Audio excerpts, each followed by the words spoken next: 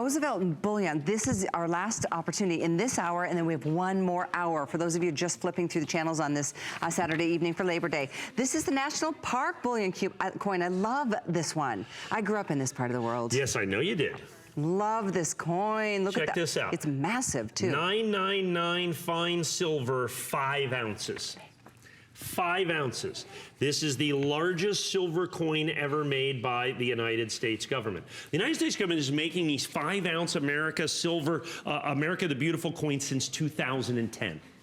They've been making these since 2010.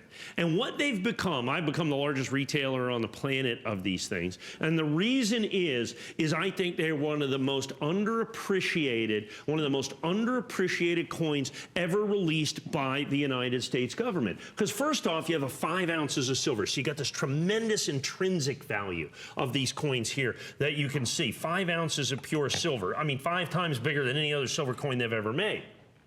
But what's happened is they make them, and they are phenomenally rare as well. So remember, like the 20th anniversary American Silver, or the 25th anniversary American Silver, they made 100,000 coins. That coin with 1 ounce of silver in it, okay, sells for about $1,200. This coin is substantially rarer than that coin. The average mintage of these 5-ounce silver coins is about 40,000 coins. And then the ones that are most popular are the ones with the themes that are most relatable, much like Teddy Roosevelt. Yeah. This coin was made, issued, sold out, and released in 2016. If you've been following the 2017 5-ounce coins, you know I'm already up to $219, $229, $249 on those. And this is the original. This is actually a United States government issue coin. Make no mistake about it. This is technically a quarter.